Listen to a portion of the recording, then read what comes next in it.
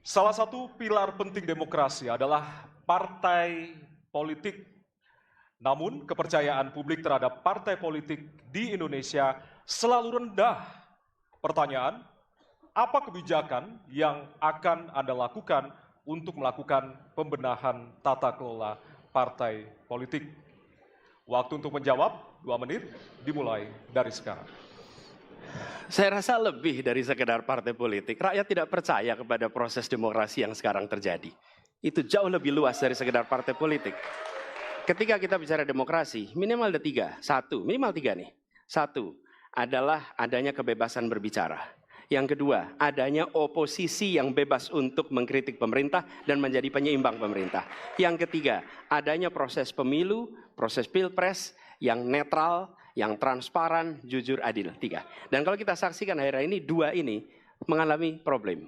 Kita menyaksikan bagaimana kebebasan berbicara menurun, termasuk mengkritik partai politik. Dan angka demokrasi kita menurun, indeks demokrasi kita.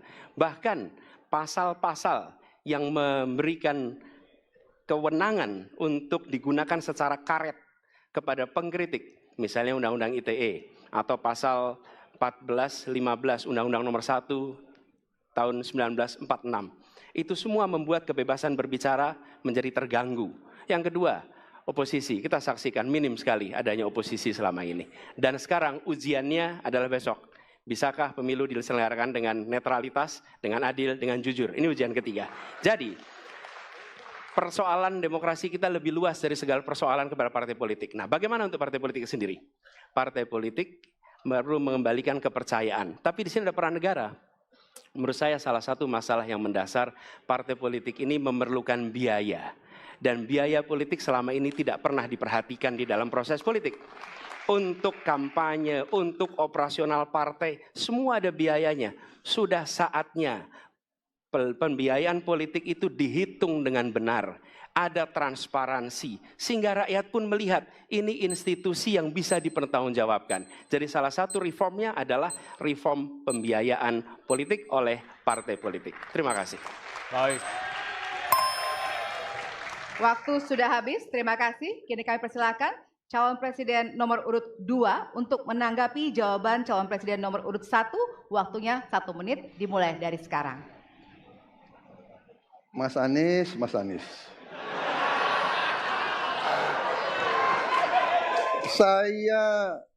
Saya berpendapat Mas Anies ini agak berlebihan. Mas Anies mengeluh tentang demokrasi ini dan itu dan ini. Mas Anies dipilih jadi gubernur DKI menghadapi pemerintah yang berkuasa. Saya yang mengusung Bapak.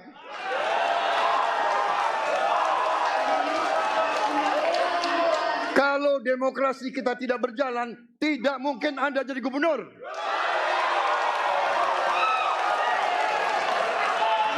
Kalau Jokowi diktator, Anda tidak mungkin jadi gubernur. Saya waktu itu oposisi, Mas Anies. Anda ke rumah saya, kita oposisi, Anda terpilih.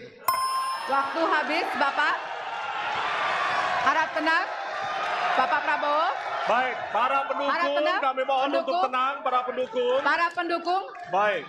harap tenang. Kita akan lanjutkan dialog kita. Harap tenang, hadirin, harap tenang. Kami